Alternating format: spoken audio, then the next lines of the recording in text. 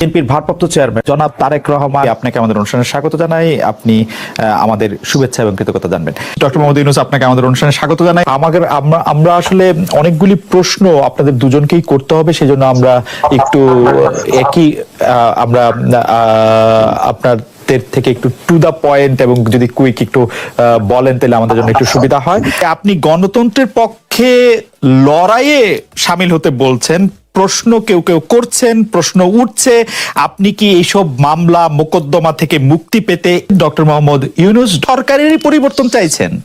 যত দ্রুত আমরা গণতান্ত্রিক প্রক্রিয়ার মাধ্যমে একটি নির্বাচিত সরকারের হাতে দায়িত্ব দিতে পারবো, তত দ্রুত আমরা দেশকে আরো ধ্বংস হয়ে যাওয়া থেকে রক্ষা করতে সক্ষম হব। যারা সংস্কার করছেন, প্রতিনিয়ত সংস্কারের কথা বলছেন, সেই সময় এই মানুষগুলোর মুখে সেই স্বৈরাচারের বিরুদ্ধে সাহস করে দাঁড়িয়ে কোনো সংস্কারের কথা আমরা বলতে শুনিনি। তখন কিন্তু শুধু বিএনপি বলেছিল, বিএনপির নেতাকর্মীরাই বলেছিল সংস্কারের কথা। করিডোর কিংবা বন্দর দেওয়া না দেওয়ার সিদ্ধান্ত অন্তর্বর্তীকালীন সরকারের অবশ্যই কাজ নয়। এই সিদ্ধান্ত নেবে জনগণের ভোটে নির্বাচিত জাতীয় সংসদ বা জনগণের ভোটে নির্বাচিত সরকার। বর্তমান অন্তর্বর্তীকালীন সরকারের আইনগত এবং রাজনৈতিক বৈধতা নিয়ে হয়তো কোনো প্রশ্ন নেই, তবে এই সরকার কোনোভাবেই জনগণের কাছে জবাবদিহিমূলক সরকার নয়। সুতরাং অন্তর্বর্তীকালীন সরকারের কাছে জনগণের ভোটে জনগণের কাছে জবাবদিহিমূলক সরকার প্রতিষ্ঠাই প্রথম এবং প্রধান অগ্রাধিকার হতে হবে। যদিও গণতন্ত্রকে প্রাতিষ্ঠানিক রূপ দেবার ক্ষেত্রে অন্তর্বর্তীকালীন সরকারের সদিচ্ছা কিংবা সামর্থ্য নিয়ে ইতিমধ্যেই হয়তো জনমনে কিছুটা হতাশার সৃষ্টি হয়েছে, তবুও গণতন্ত্রের পক্ষের রাজনৈতিক দলগুলো জনগণের ভোটে জনগণের কাছে জবাবদিহিমূলক সরকার প্রতিষ্ঠার স্বার্থে অন্তর্বর্তীকালীন সরকারের প্রতি সমর্থন এখনো অব্যাহত রেখেছে। বিএনপি সহ বাংলাদেশের পক্ষের গণতান্ত্রিক রাজনৈতিক দলগুলো শুরু থেকেই অন্তর্বর্তীকালীন সরকারের কর্মপরিকল্পনার রোডম্যাপ ঘোষণার আহ্বান জানিয়ে আসছে। সকল কিছু বিবেচনা করলে আমরা দেখতে পাই সরকার কিন্তু সেই আহ্বানে সেভাবে সাড়া দেয়নি। সরকার বরং জাতীয় নির্বাচনের সুনির্দিষ্ট দিন তারিখ ঘোষণাকে সুকৌশলে অল্প সংস্কার, বেশি সংস্কার এ ধরনের একটি অভিনব শর্তের বেড়াজালে বলা যায় আটকে দিয়েছে। অন্তর্বর্তীকালীন সরকারের চিন্তা এবং কর্ম পরিকল্পনা সম্পর্কে জনগণ অন্ধকারে থাকায় কিন্তু দেশের রাজনৈতিক অঙ্গনে হয়তোবা অস্থিরতা বাড়ছে। প্রায় বিভিন্ন দাবি দাওয়া নিয়ে আমরা দেখছি প্রতিদিন বিভিন্ন শ্রেণী পেশার মানুষ রাজপথে জড়ো হচ্ছেন। মাত্র 10 মাসের মাথায় সরকারের ভেতরে এবং বাইরেও কিন্তু এক ধরনের অস্থিরতা দৃশ্যমান হতে শুরু করেছে। সরকার জনগণের ভাষা, আশা, আকাঙ্ক্ষা উপলব্ধি করতে ব্যর্থ হলে দেশে রাজনৈতিক অস্থিরতা বাড়তেই থাকবে। আমরা মনে করি দেশে এইভাবে অস্থিরতা বাড়লে এই সরকারের পক্ষে পরিস্থিতি সামাল দেওয়া কষ্টসাধ্যই হয়ে পড়বে।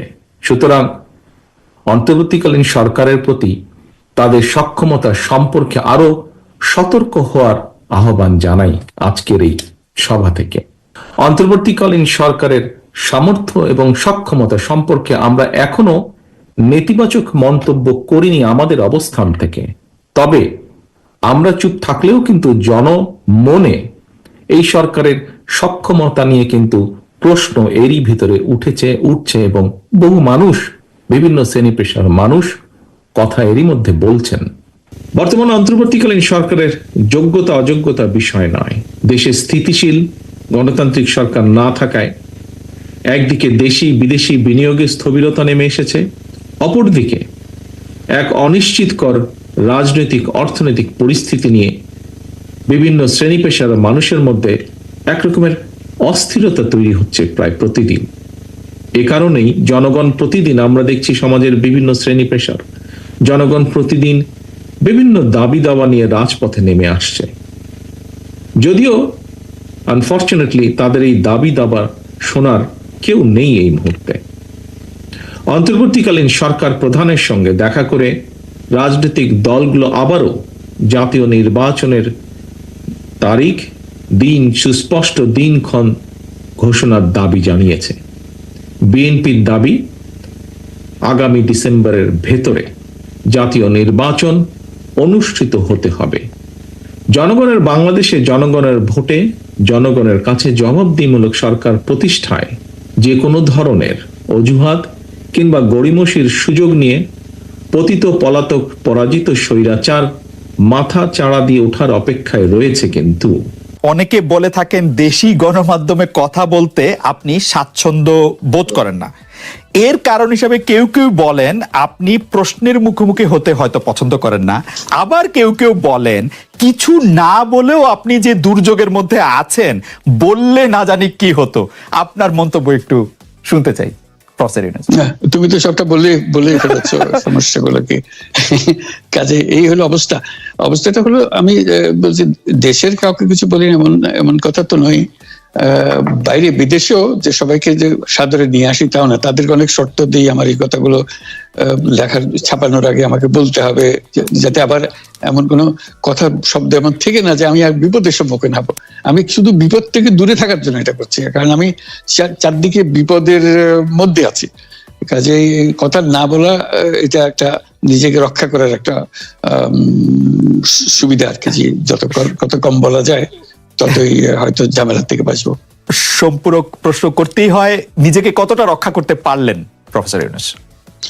পারলাম না তো, এত তো খালি বাড়ছে। এখন তো বড় কঠিন অবস্থার মধ্যে পড়ে গেছি। কিছুদিন আগে হয়তো খবর পেয়েছে এই মাসের মধ্যেই যে 12 তারিখে যে ঘটনা ঘটলো, যে আমাদের অফিসের মধ্যে ঢুকে গেল লোকজন, ঢুকে বললো যে এটা আমরা এখন দখল করলাম, এখান থেকে আমরা চালাবো। এটা কি ধরনের আবদারিকতা!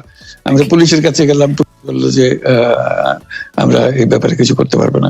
কাজেই তারাও কিছু করলো না। তা আমরা যাবোটা কোথায়? পুলিশও কিছু করবে না, ওরাও জবর দখল করার জন্য ছুটে আসবে, আমাদের আইন কানুন কিছুই মানবে না। আর আমাদের একটা প্যানিক সৃষ্টি করলো আমাদের পুরো অফিসের মধ্যে যত লোকজন আছে, বিশেষ করে মহিলা সহকর্মী যারা আছে, তারা খুবই ভীত সন্ত্রস্ত হয়ে গেল যে কি কারবার, কি হলো এটা। কাজে সমস্যার পরিমাণ বাড়ছে, কমছে না। সমস্যা পরিমাণ বাড়ছে, কমছে না। আমি একটু পিছনে আদালতে আপনার বিরুদ্ধে রায় ঘোষণার পরে আপনি একটা প্রতিক্রিয়া দিয়েছিলেন। সেই প্রতিক্রিয়া আপনি বলেছিলেন যে বাংলাদেশের একটি কথায় আপনি এরকম বলেছেন যে বাংলাদেশের প্রতিটি নাগরিককে অন্যায়ের বিরুদ্ধে এবং গণতন্ত্র এবং মানবাধিকারের পক্ষে এক কণ্ঠে কথা বলার আহ্বান জানায়। অনেকে এইটাকে দেখছেন হচ্ছে এরকম করে যে আপনি গণতন্ত্রের পক্ষে লড়াইয়ে সামিল হতে বলছেন।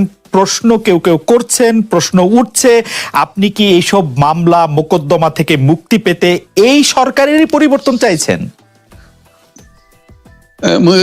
খালেদ, তুমি কি গণতন্ত্রের বিরুদ্ধে নাকি? হঠাৎ এটা নিয়ে তো গণতন্ত্রের কথা বললাম আমার জন্য। তুমি তো বলে তুমি বলবো যে আমিও তো আছি, কাজে আমাকে পৃথকভাবে বলতে হচ্ছে কেন? আমরা সেটাই বলতেছি। কাজে আমরা কেউ গণতন্ত্রের বিপক্ষে না, সবাইকে স্মরণ করিয়ে দেওয়া যে আমরা সবাই গণতন্ত্রের পক্ষে, মানবাধিকারের পক্ষে, আমরা ন্যায় নীতির পক্ষে, রুল অফ লর পক্ষে। এইগুলো না থাকলে জাতি হিসেবে আমরা টিকে থাকবো না তো। কাজে যখনই মনে হচ্ছে যেগুলো এখন ফরেন ওয়ার্ডস হয়ে গেছে, তাতে মনে হবে যে আমাদের সমাজ হিসেবে আমাদের দায়িত্ববোধ অনেক বেড়ে গেল। এগুলোকে প্রতিষ্ঠিত করা, সোচ্চার করা, মুখ ফুটে বলা, এটা সবাইকে বলতে হবে, মুখ ফুটে বলতে হবে। আমার বিরুদ্ধে অভিযোগ হলে আমি বলছি না বলে, আপনি বলছেন না কেন? একবার বলে এখন তোমার প্রশ্নের সম্মুখীন হয়ে গেলাম। অনেকে বলছেন না, আপনি তো শতবার শতমুখে গণতন্ত্রের কথাই বলবেন, আমাদের সবারই বলা উচিত। কিন্তু প্রশ্নটা এমন ভাবে তোলা হচ্ছে যে আপনি আসলে আপনার রায় ঘোষণার পর আপনি বলছেন গণতন্ত্রের কথা, মানবাধিকারের কথা। অনেকে বলছেন যে এই কথা কি আসলে যেহেতু ব্যাপারটা আপনার উপরে আসলো তখনই আপনি আসলে বললেন কিনা, নাকি আপনি আসলে বলতে চানো না, আপনি আগে যেরকম বলছেন? হতে পারে, মুখ যখন বন্ধ থাকে কোনো কথাই বলা হয় না। এখন যখন মুখ খোলার সুযোগ হয়েছে, সামনে ক্যামেরা নিয়ে দাঁড়িয়ে আছে, মাইক্রোফোন দিয়ে দাঁড়িয়ে আছে, কথা বলছি, কাজে মনের কথাটা বললাম আর কি। যেটা মনে ছিল বলা হচ্ছিল না, সেটা বললাম। এটা আমার ধারণা এটা সবারই মনের কথা, সেটাকে প্রকাশ করা। তারাও চায় যে তারা বলুক, আমি বললে তাদেরও মনে সাহস আসে যে উনি বলছেন যখন আমরাও বলতে পারবো। প্রফেসর ইউনূস, আপনি যখন বলছেনই তখন আমি এই কথাটাকে একটু ইলাবোরেশন আপনার কাছ থেকে আশা করতে পারি, যে আপনি যখন বলছেন যে গণতন্ত্র মানবাধিকারের পক্ষে এক কণ্ঠে কথা বলার আহ্বান আপনি জানাচ্ছেন, আপনার কাছে কি মনে হচ্ছে যে গণতন্ত্র মানবাধিকারের পক্ষে এখন বহু পক্ষ বহু কণ্ঠ, এটা আসলে এক কণ্ঠে কেউ বলতে পারছে না বা সাহস পাচ্ছে না বা বলছে না, এরকম আপনার মনে হচ্ছে কিনা? আমার মনে হচ্ছে তাই, কারণ বলতে পারছে না তো, মুখ খুলে সব গণতন্ত্রের কথা বলতে পারছে না। কাজে সেটা বলা, এক বাক্যে বলা, পরিষ্কার কণ্ঠে বলা, এটা আমাদের সবার দায়িত্ব, তো জাতীয় দায়িত্বটা, যে না হলে গণতন্ত্র বলে কিছু থাকবে না আমাদের জন্য। সর্বোচ্চ ক্ষমতায় বা রাজনীতির জায়গায়, দেশ পরিচালনায়, সেগুলিতে আপনি আসলে আসতে চেয়েছিলেন কিনা, চান কিনা, বা ওই জায়গা থেকে?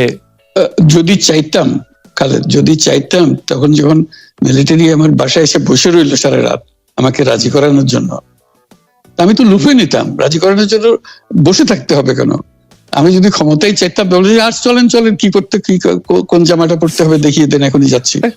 আমি তো